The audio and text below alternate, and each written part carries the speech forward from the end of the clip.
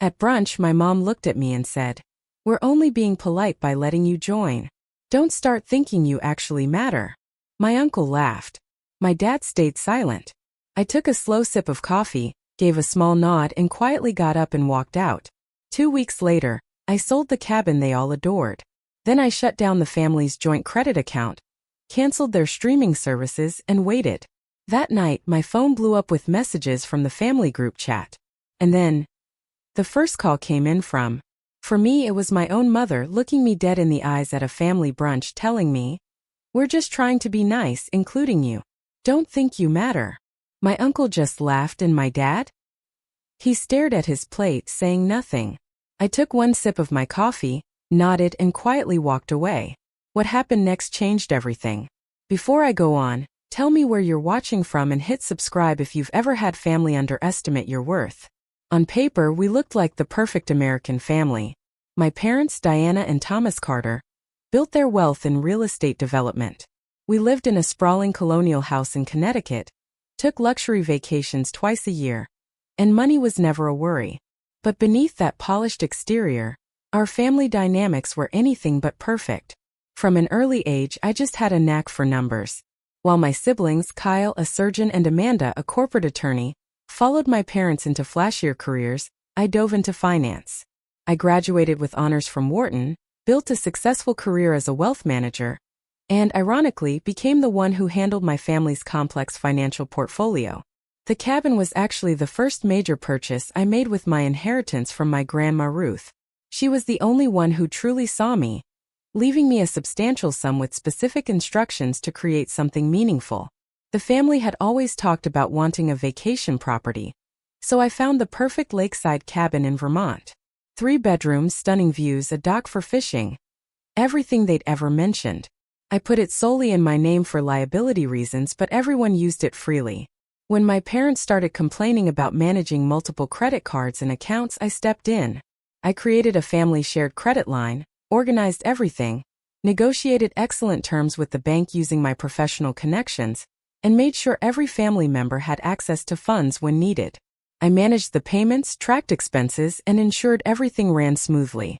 My financial expertise saved them thousands in interest and fees annually. Yet, despite all this, I was always an afterthought at family gatherings. My opinion was the last thought, if considered at all. At our annual family meeting to discuss investments, my suggestions were often dismissed, only to be later proposed by my father or brother and suddenly deemed brilliant. When they decided to renovate the main house, I wasn't consulted until they needed the money released. There was the Christmas they forgot to get me a gift until the last minute, resulting in a hastily purchased generic scarf, while my siblings received thoughtful, personalized presents. Or the time my parents rescheduled our traditional Sunday dinner, because Kyle had a minor scheduling conflict, but refused to change it when I had an important work presentation. My career successes were minimized. When I was promoted to senior wealth advisor at one of Boston's most prestigious firms, managing portfolios worth billions, my mother's response was, "That's nice, dear. Did you hear Kyle is being considered for chief of surgery?" My clients included celebrities and tech moguls, yet at family gatherings my parents introduced me as simply working at a bank. Amanda, 2 years my junior, followed their lead. She'd casually dismiss my financial advice while simultaneously asking me to review her investment portfolio. Kyle, the golden child, barely acknowledged my professional expertise while relying on me to manage his considerable savings. Even my 26-year-old cousin Jenna, who lived in the guest house rent-free thanks to arrangements I made, joined in the subtle put-downs. Only my Aunt Patricia occasionally defended me, having experienced similar treatment as the family outsider who married in. But even she remained silent during the worst episodes, unwilling to truly challenge my mother's authority. I tried everything to earn their respect. I hosted elaborate dinner parties at my downtown condo, only to have them criticize my choice of wine. I offered financial workshops for the family, creating personalized investment strategies that grew their wealth substantially, only to have them credit market conditions for the success. I bought thoughtful gifts, planned surprise celebrations, and bent over backward to accommodate their schedules. Nothing worked. I remained the family utility, useful when needed, invisible when not. The family accountant, a convenient ATM, and an occasional punchline. Each dismissal chipped away at me, but I held on to the hope that someday they'd recognize my worth. That hope, fragile as it was, sustained me through years of subtle cruelty. Until that Sunday brunch changed everything. The Sunday brunches were my mother's idea. Families should see each other regularly, she insisted, though these gatherings felt more like obligations than celebrations. Still, every month I arrived at my parents' house with a smile, bringing fresh pastries from the artisanal bakery near my condo, and a determined optimism that maybe this time would be different. That particular Sunday in May seemed promising at first. The weather was perfect. Warm sunshine, a light breeze, birds singing in the magnolia tree my father had planted when they first bought the house. Mom had set up brunch on the stone patio, the table dressed with her favorite floral tablecloth and grandmother's china. Everyone seemed to be in good spirits. "Rebecca, you made it," my mother said, air-kissing my cheek. She smelled of Chanel No. 5 and mimosas. "We're just about to discuss the summer plans." I placed the bakery box on the sideboard. "I brought those almond croissants everyone likes." "How thoughtful," she said without enthusiasm, already turning away. Kyle was telling us about his conference in Switzerland. The whole family might go to make a vacation of it. I took my usual seat between my Uncle Richard and Cousin Jenna, pouring myself coffee from the silver carafe. Kyle dominated the conversation, detailing the medical conference and the extended European trip they were apparently planning. "We could stay a week in Geneva, then perhaps venture to the Italian lakes," my mother said excitedly. "Thomas, we could revisit that charming village we discovered on our honeymoon." I sipped my coffee, listening as they outlined an elaborate family vacation. No one looked in my direction or asked about my availability. I cleared my throat gently. "That sounds wonderful. When in August is the conference? I should check my calendar." The table fell silent. My mother's perfectly shaped eyebrows arched slightly. "Oh, Rebecca," she said with a small laugh. "We hadn't really thought. Well, it's primarily a family trip." I felt my cheeks flush. "I am family," I said quietly. My Uncle Richard snorted into his mimosa. Amanda suddenly became very interested in buttering her toast. Kyle looked embarrassed but said nothing. "Of course you are, technically," my mother continued, her voice taking on that particular tone she used when explaining obvious things to children. "But this trip is really centered around Kyle's achievement. Plus, we'll be using the family jet, and there's limited space." The family jet that I had recommended they lease? The jet whose financing I had arranged? "I see," I said, keeping my voice level. "I thought since I'm managing the family accounts that fund these trips, I might be included in the planning." My mother's smile tightened. She placed her napkin beside her plate with deliberate care, a warning sign I'd learned to recognize from childhood. "Rebecca, let's be honest here. We're just trying to be nice, including you in these brunches and occasional holidays. Don't think you matter to the actual decision-making in this family." The words hit like physical blows, each syllable precise and cutting. I felt my stomach drop, and a cold sensation spread through my chest. Around the table, various reactions played out. Uncle Richard laughed openly. Amanda had the decency to look uncomfortable but remained silent. My father studied his plate with sudden interest, refusing to meet my eyes or defend me. "Diana, that's a bit harsh," Aunt Patricia murmured, but without conviction. Kyle cleared his throat. "Mom, come on." "What?" my mother said defensively. "We all know Rebecca is just better with the numbers. She's not exactly the fun one in the family. I'm simply being honest." I sat perfectly still, years of practice helping me maintain a neutral expression while internally crumbling. The brunch continued around me, conversation shifting to vacation rentals in Lake Como, as if the casual demolition of my place in the family had been nothing more than a minor conversational hiccup.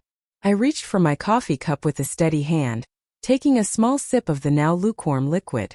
I carefully placed it back on its saucer, folded my napkin, and rose from the table. "I just remembered an appointment," I said to no one in particular. "Enjoy your brunch." No one protested my departure. My father gave a distracted wave without looking up. My mother was already showing Amanda pictures of Italian villas on her phone. The drive home to my downtown condo was a blur. Somehow I navigated the 20 minutes on autopilot, the radio playing softly in the background, my hands gripping the steering wheel so tightly my knuckles turned white. It wasn't until I closed my apartment door behind me that I finally broke. I sank to the floor back against the door and let the tears come. Not delicate, ladle-like tears my mother might approve of, but ugly body-shaking sobs that left me gasping. My cat, Luna, approached cautiously, sensing something was wrong, and pressed herself against my side. "They don't want me," I whispered to her, stroking her soft fur. "They've never wanted me." The truth I'd been running from for years sat heavily in my chest. The family I'd been desperately trying to please saw me as nothing more than a convenient resource. My expertise was valuable. I was not. My services were essential. My presence was tolerable. I was the family calculator, useful but disposable, appreciated for function rather than essence. As the light shifted across my living room floor, I remained there, emptying years of suppressed hurt and disappointment. When the tears finally subsided, I felt hollowed out but somehow lighter. The painful clarity of my mother's words had stripped away the last of my illusions. Something had fundamentally changed inside me. I was done trying to earn love that would never be freely given. The next morning, I called in sick to work for the first time in 3 years. I needed space to think clearly, away from the demands of clients and colleagues. I made coffee, settled at my dining table with Luna curled in my lap, and opened my laptop. First, I reviewed my personal accounts and investments, separate from the family finances I managed. I'd always been conservative with my own money, building a substantial nest egg that could support me comfortably for years if necessary. Financial independence had been my security blanket in a family that made me feel perpetually insecure. Then I pulled up the legal documents for the family cabin. I'd purchased it 5 years ago with my inheritance, and although everyone used it as communal property, the deed listed only my name. I'd paid all taxes, maintenance costs, and insurance from my personal accounts. Legally, it was mine alone. Next came the shared credit line. I'd established it under my primary account with family members as authorized users. The legal responsibility and liability rested solely with me, though I'd been faithfully using family funds to cover the payments. I downloaded statements from the past year, noting how each family member used their access. Kyle frequently charged expensive restaurants and designer clothes. Amanda primarily used it for her BMW payments and spa treatments. My parents charged everything from groceries to their extensive wine collection to household staff. I created a spreadsheet detailing every financial service I provided to the family, managing their investment portfolio worth millions, filing their complex tax returns, negotiating their insurance policies, handling property management for their various real estate holdings, and coordinating with their estate attorney. Services that would cost them hundreds of thousands annually if they hired professionals. By lunchtime, the picture was crystal clear. My family didn't just benefit from my expertise, they were dependent on it. Their comfortable lifestyle, their financial security, even their precious European vacations, all relied on my careful management. The irony was staggering. They dismissed me while simultaneously needing me more than they realized. I took a break to call my friend Stephanie, a corporate attorney I'd met at Harvard Business School. We'd remained close through the years, and she was one of the few people who understood my family dynamics. "They said what?" she exclaimed after I recounted the brunch incident. "Becca, that's beyond disrespectful. That's emotional abuse." "I know," I said quietly. "I've been making excuses for them for years." "So what are you going to do?" I hesitated, then voiced the thought that had been forming since morning. "I'm thinking of separating myself financially, completely." "Good," she said firmly. "It's long overdue. What can I do to help? Can you review some documents for me? I want to make sure I'm proceeding legally." "Send them over. And Rebecca, you deserve better than this. You always have." After our call, I drafted a comprehensive plan. First, I would contact a real estate agent about selling the cabin. Second, I would close the shared credit line after transferring any legitimate family business expenses to my parents' personal accounts. Third, I would transfer management of the family investment portfolio to my colleague Jackson with a 1-month transition period, during which I would document everything. The subscription services were another matter. Over the years, I'd used my cards to simplify family payments for everything from streaming services to wine club memberships to Kyle's gym and Amanda's meal delivery service. All would need to be canceled or transferred. I spent the afternoon making calls and sending emails, setting my plan in motion. Each step was methodical, professional, and completely legal. I wasn't taking anything that wasn't mine or refusing to return anything that belonged to them. I was simply removing myself from the equation. With each call, each signature, each confirmation, I felt something shifting inside me. The girl who had spent her life seeking approval was being replaced by a woman who understood her value. With or without family validation. The hurt remained, a tender bruise on my heart, but alongside it grew something new, self-respect. That evening, I called my Aunt Patricia. Though not always supportive, she had occasionally shown me genuine kindness, and I felt she deserved advanced notice. I've decided to make some changes following yesterday's brunch, I explained after pleasantries. Oh, honey, your mother didn't mean it the way it sounded, she said immediately, defaulting to the family pattern of excusing Diana's behavior. She meant exactly what she said. And Patricia, it's okay. It helped me see things clearly. What kind of changes? She asked cautiously. I'm disentangling myself financially from the family. You won't be affected directly, but you might hear about it from others. I wanted you to understand it's not done out of malice. There was a long pause before she spoke again, her voice softer. I understand more than you might think, Rebecca. Do what you need to do. As I prepared for bed that night, I felt the first flickers of doubt. Was I overreacting? Would this irreparably damage my relationship with my family? But then I remembered my mother's words, my uncle's laughter, my father's silence. The pattern would never change unless I changed it first. I set my phone to do not disturb, curled up with Luna, and for the first time in years, slept deeply and dreamlessly. The decision was made. The plan was in motion. There was no turning back now. The real estate market in Vermont was surprisingly active for May. My agent, Melissa, called with exciting news just 3 days after listing the cabin. I have multiple interested parties, she said. One couple is particularly motivated. They're offering $15,000 above asking price for a quick cash sale. I sat at my desk staring out at the Boston skyline. They understand the property is being sold as is, fully furnished? Yes, that's actually part of the appeal for them. They want a turnkey vacation home they can start using immediately. The cabin my family thought of as theirs would belong to strangers within weeks. The place where we'd spent Thanksgivings and summer weekends, where Kyle had taught his son to fish, where my father claimed to do his best thinking. I felt a momentary pang of guilt, quickly followed by the memory of my mother's dismissive voice. Don't think you matter. Let's accept the offer, I said firmly. How quickly can we close? 2 weeks if everything goes smoothly. Perfect. Send over the paperwork. After hanging up, I walked to my kitchen and poured a glass of wine. This was really happening. The first domino was falling. Part of me had expected to feel victorious, but instead I felt a complex mixture of sadness and relief. I wasn't enjoying hurting my family. I was simply refusing to be hurt by them any longer. The next day, I visited my bank to handle the shared credit line. The personal banker, James, had worked with me for years and greeted me warmly. What can I do for you today, Miss Carter? I need to close the family shared credit line, I said, sliding over the account information. His eyebrows rose slightly. The entire line? This is a substantial account. Yes, the entire line. I've already transferred any recurring legitimate business expenses to other accounts. I'd like to give the authorized users 48 hours notice before full closure. Of course, we'll send formal notifications. May I ask if there's been a problem with the service? I smiled politely. No problem with the bank at all, just a change in family financial arrangements.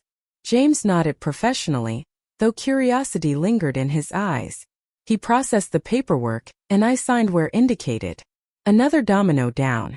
Back at my office, I drafted emails to all the subscription services. Netflix, Hulu, HBO, Apple Music, Spotify Premium, Wine Club, Whiskey Club, Cheese of the Month, Amanda's Meal Kit deliveries, Kyle's Luxury Gym membership, my mother's Fashion Box subscriptions, my father's Rare Book Club. Each email was professional and direct, requesting immediate cancellation or transfer information. The investment portfolio transition was more complex. I scheduled a meeting with Jackson, explaining that I needed to transfer management of my family's accounts. That's a significant portfolio, he said, reviewing the numbers. May I ask why you're transferring it? These accounts have performed exceptionally well under your management. Personal reasons, I said simply. But I'll help with the transition. I've prepared detailed documentation of all holdings, strategies, and family preferences. Jackson, ever the professional, nodded. I'll take good care of them. Will you continue managing your personal investments through us? Absolutely. This change only affects the family accounts. I spent the next day creating comprehensive financial summaries for each family member, detailing exactly what I had managed for them, what changes were being made, and what actions they would need to take going forward. I was being more generous than necessary, but I wanted to be absolutely beyond reproach. This wasn't about leaving them financially stranded. It was about removing myself from the equation. As I worked, notifications began appearing on my phone. Subscription services confirming cancellations. The bank verifying the credit line closure process had begun. The real estate agent sending the signed acceptance of the cabin offer. With each notification, the reality of what I was doing became more concrete. After years of being the reliable, accommodating family financial manager, I was asserting boundaries. It felt terrifying and liberating in equal measure. That evening, while preparing dinner, I received the first confused text from Amanda. Hey, something weird happened with my meal delivery. They're saying the payment method is invalid. I didn't respond immediately. This was just the beginning. The next morning brought the closing documents for the cabin sale.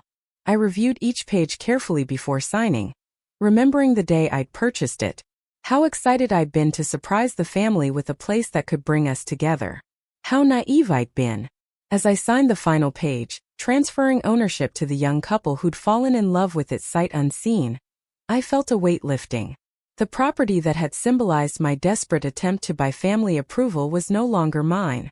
The proceeds would be transferred to my personal account. Within days.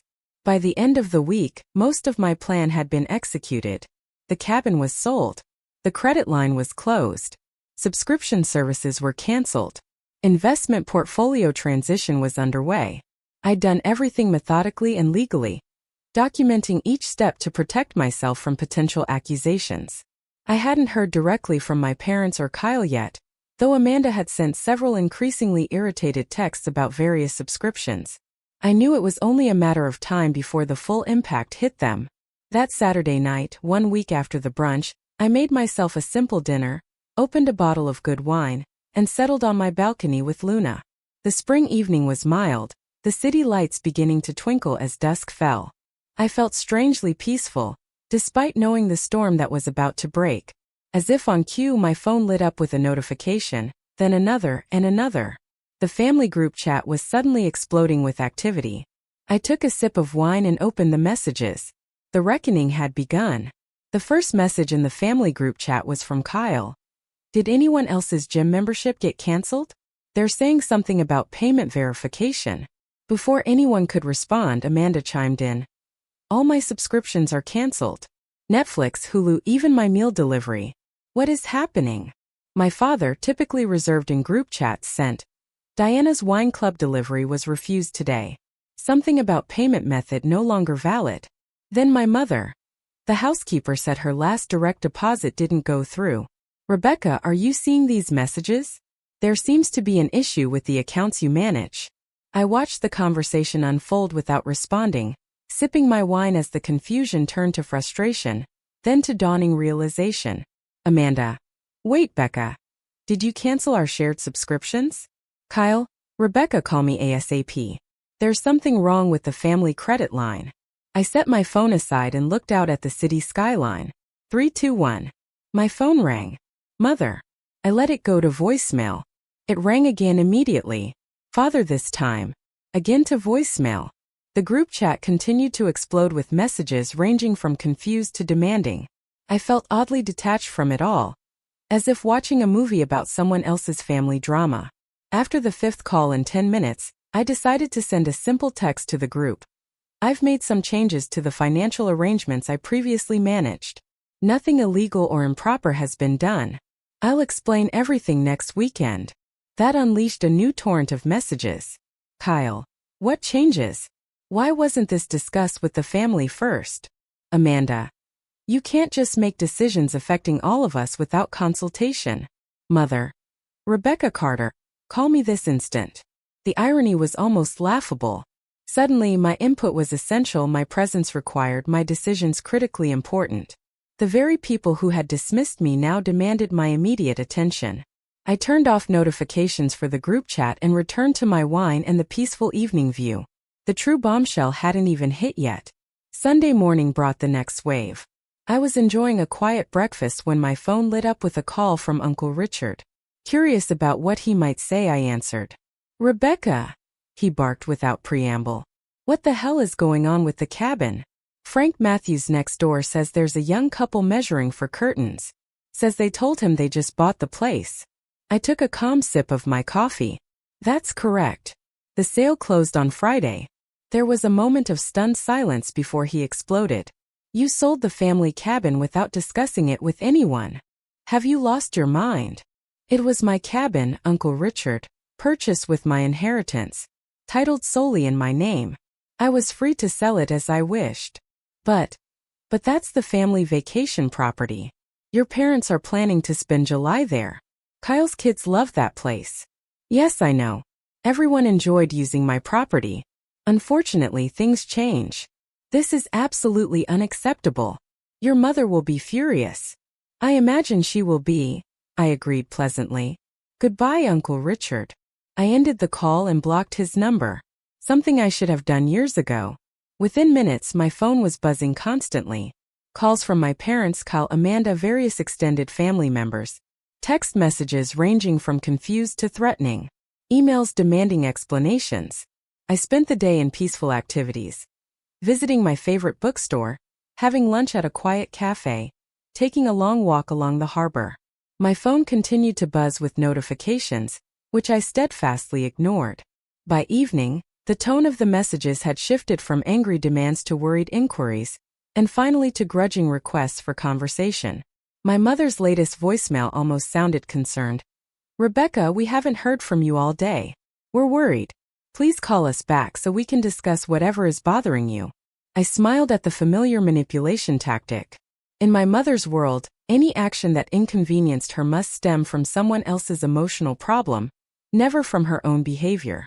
Monday morning brought professional consequences.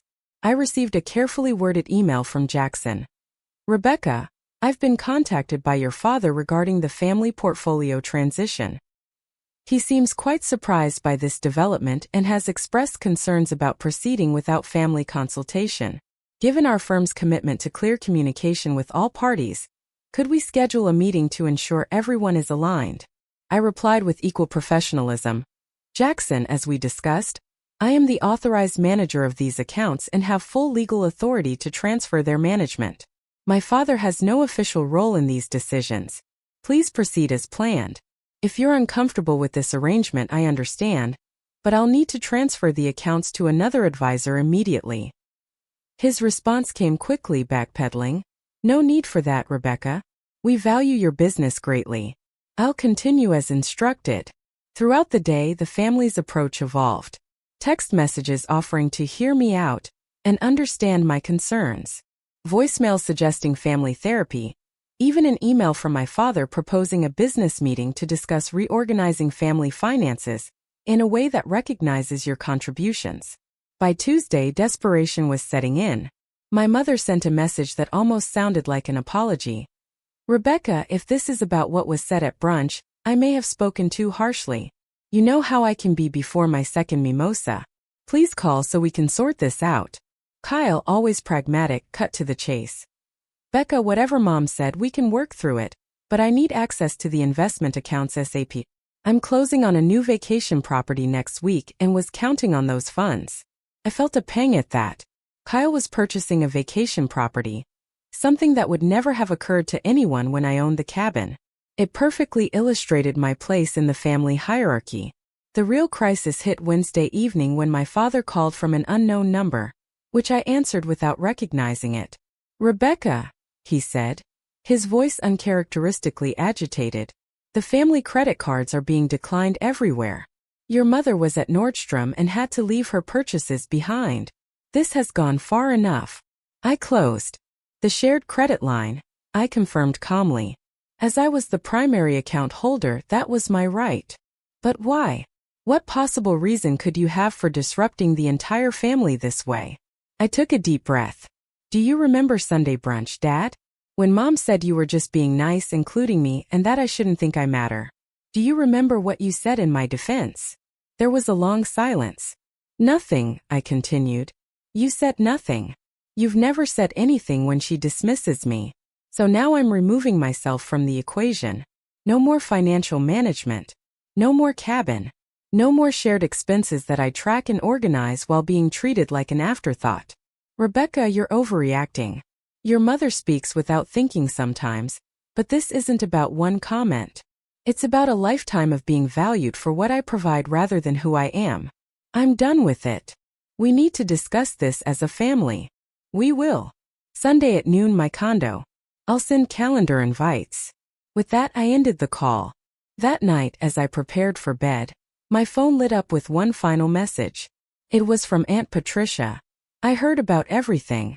For what it's worth, I think you're incredibly brave. Whatever happens Sunday, remember that standing up for yourself is never wrong. I smiled, grateful for the small validation, and turned off my phone. The stage was set for Sunday's confrontation. I needed to prepare. I spent the days before the family meeting preparing both my home and myself. I cleaned my already tidy condo to perfection, ordered a selection of pastries from the same bakery I'd brought to that fateful brunch, and arranged seating in my living room that would allow me to face everyone directly. Mentally, I rehearsed what I wanted to say, consulting with my therapist in an emergency session on Friday afternoon. Remember, Dr. Lewis said, they'll try to minimize your feelings, reframe the narrative, and possibly attack your character. Stay focused on the specific behaviors and your boundaries going forward. What if they refuse to acknowledge any wrongdoing? I asked. Then you have valuable information about whether reconciliation is possible, she said gently. You can't control their response, only your own actions. Sunday arrived bright and clear. At precisely noon, my doorbell rang. I took a deep breath, smoothed my simple but elegant navy dress, and opened the door. They had come as a united front. Mother, father, Kyle, Amanda, even Uncle Richard. Aunt Patricia stood slightly apart, giving me a small, encouraging smile. Please come in, I said, stepping aside. Thank you for coming. They filed into my living room, taking in the carefully arranged seating, the coffee service, the pastries displayed on my grandmother's silver tray. A deliberate reminder of my connection to the family legacy. Well, my mother said, looking around with barely concealed disdain. You've certainly gone to some trouble. I believe this conversation deserves proper attention, I replied evenly, gesturing toward the seating. Please make yourselves comfortable. They arranged themselves on my sectional sofa while I took the armchair opposite, creating a natural focal point. I noticed they sat in their usual family configuration. Parents central, Kyle next to Amanda beside Mom, Uncle Richard on the periphery. My father cleared his throat, clearly planning to take charge as he always did at family meetings. Rebecca, we're here to discuss the concerning actions you've taken recently. Selling property, closing accounts, canceling services. Before we get to that, I interrupted calmly, I want to address why those actions were necessary. My mother sighed dramatically. If this is about what I said at brunch, I've already told you I spoke too hastily. This isn't about one comment, I said, echoing what I'd told my father on the phone. It's about a pattern of behavior that has existed my entire life. What pattern? Kyle asked, seemingly genuinely confused. You've always been included in family events. Included? Yes. Valued? No. I looked around at each of them. I've spent years managing the family finances, creating systems that save everyone time and money, handling complex portfolios and tax strategies that would cost hundreds of thousands to outsource. And yet, when important decisions are made, like planning a family trip to Europe, I'm an afterthought. That's not fair, Amanda protested. The Switzerland trip was centered around Kyle's conference. It made sense for the whole family to go except me. I finished for her.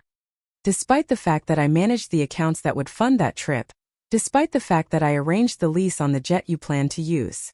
Uncomfortable silence fell over the room. Rebecca, my father said in his reasonable businessman voice, we all appreciate the financial work you do for the family. Perhaps we haven't expressed that adequately. This isn't about appreciation, Dad. It's about respect, about being treated as an equal member of this family, not just the convenient money manager. Of course you're equal, my mother said dismissively. Don't be so sensitive. Uncle Richard snorted. Equal, Diana? You literally told her she doesn't matter at brunch last Sunday. All eyes turned to him in surprise. Even he seemed startled by his own words. What? He said defensively. I'm just saying what happened. I was there. My mother's face flushed. I did not say she doesn't matter. I said. You said you were just being nice, including me, and that I shouldn't think I matter to the decision-making in this family. I finished quietly. Uncle Richard laughed. Dad said nothing. Kyle looked uncomfortable but stayed silent. Amanda studied her nails. You left out the context, my mother insisted. We were discussing a specific trip. The context is my entire life, Mother, I interrupted. The context is being valued for what I provide rather than who I am. The context is watching Kyle and Amanda receive recognition and inclusion while I'm treated as an afterthought.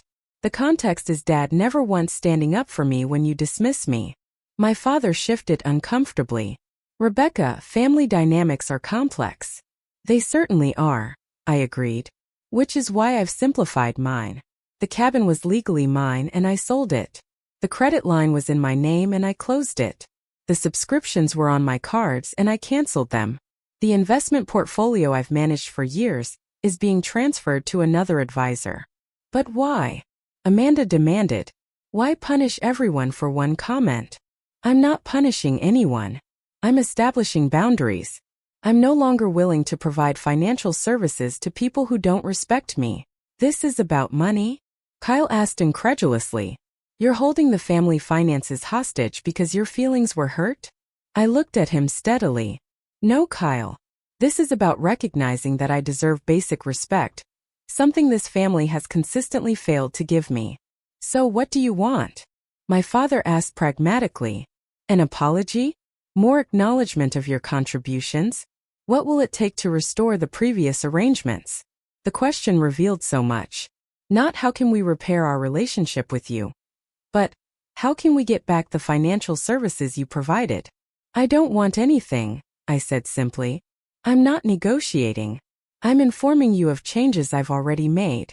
I've prepared individual folders for each of you with complete documentation of your financial situations, recommendations for moving forward, and contact information for excellent financial advisors who can replace my services.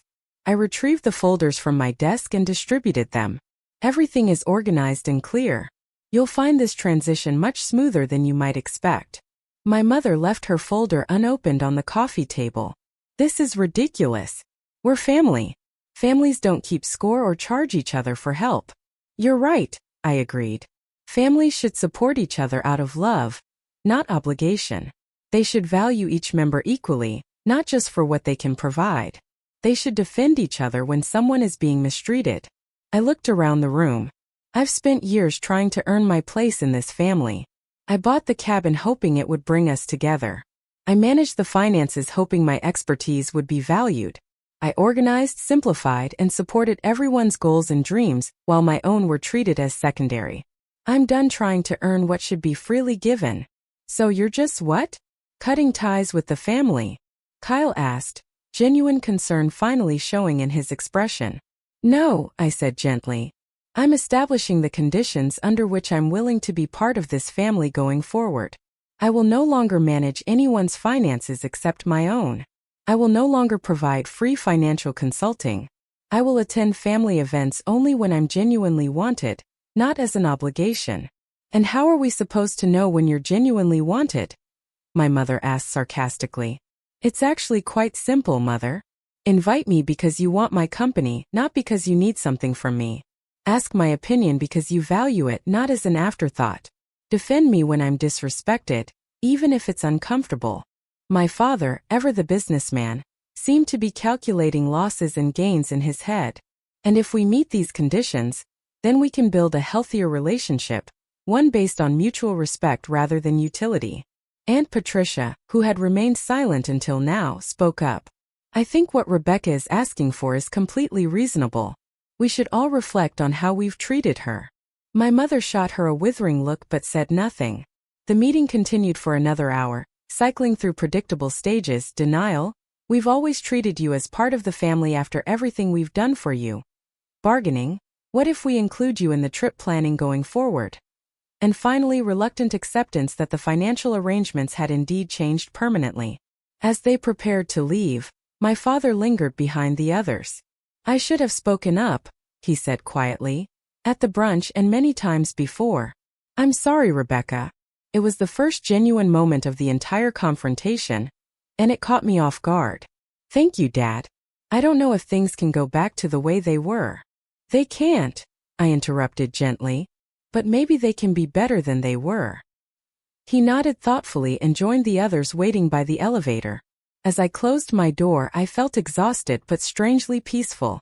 For the first time in my adult life, I had stood up for myself without backing down, without accepting half measures, without compromising my worth for family approval.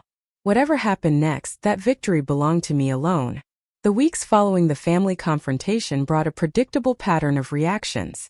My mother maintained a chilly silence, communicating only through my father when absolutely necessary. Kyle sent occasional awkward texts, primarily focused on financial questions despite my clear boundaries.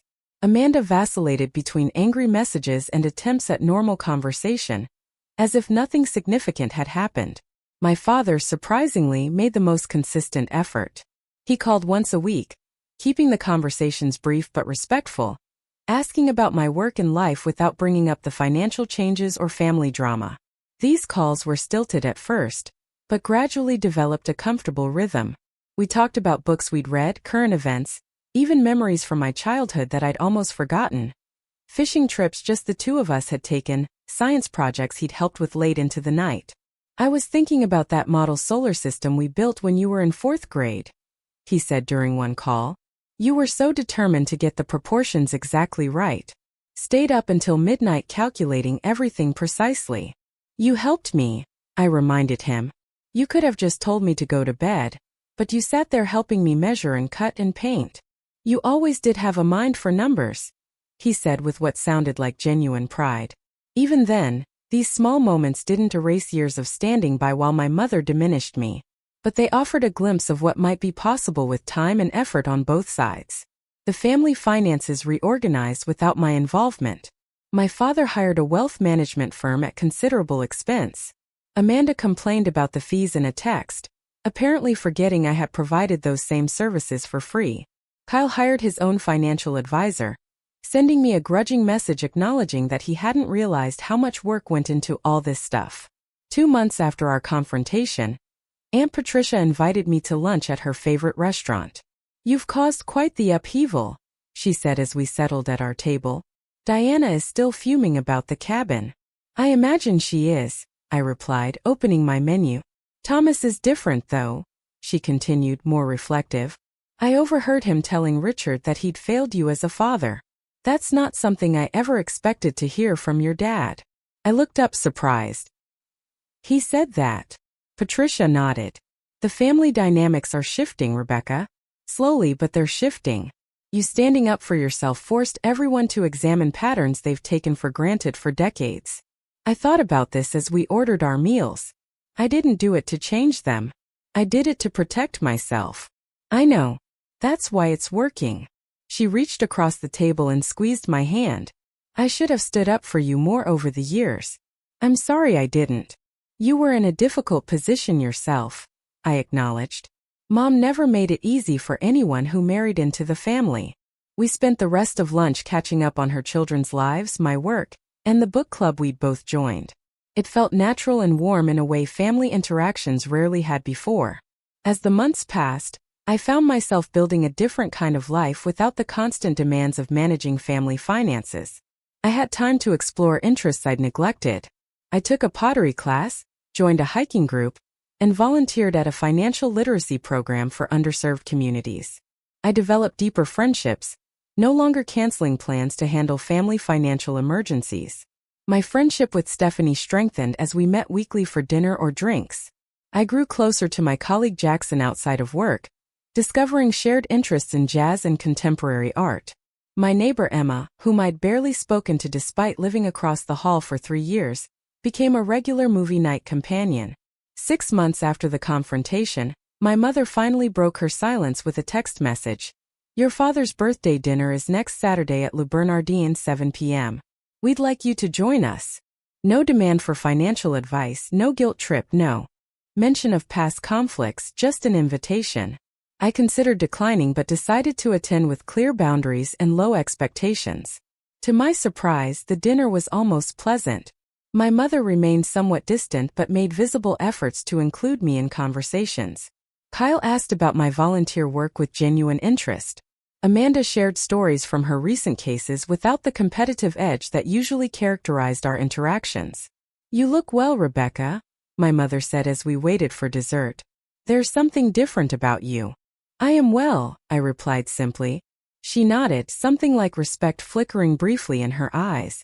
The true test came 3 months later when Kyle's wife, Jessica, gave birth to their second child, a daughter they named Elise.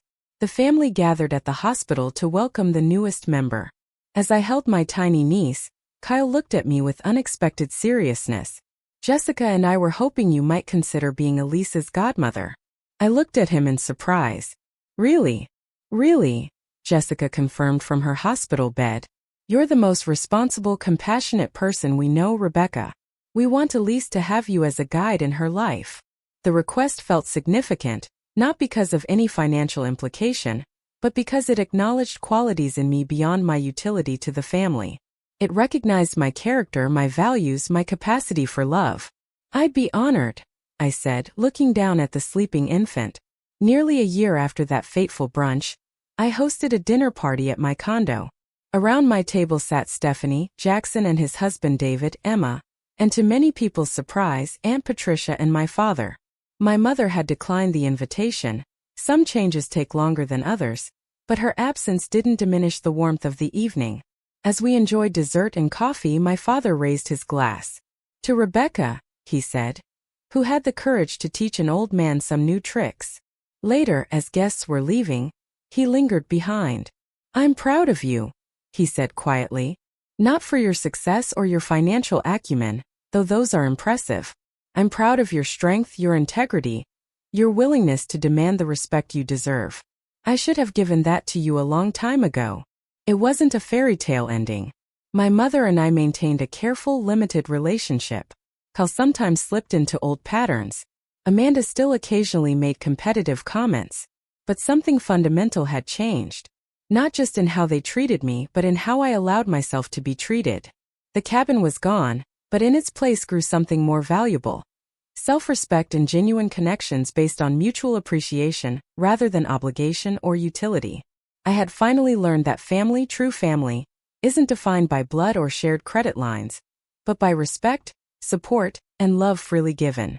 Sometimes the bravest thing we can do is simply walk away from the table where respect isn't being served. Sometimes the most valuable inheritance isn't money or property, but the courage to say, I matter. Not for what I provide, but for who I am. If you've ever struggled with family members who undervalue you, remember that establishing boundaries isn't selfish, it's necessary. Have you ever had to stand up to family for your own well-being? Share your experience in the comments below. And if this story resonated with you, please hit that like button and subscribe for more stories about finding strength in difficult relationships. Thank you for listening to my journey. And remember, you matter exactly as you are.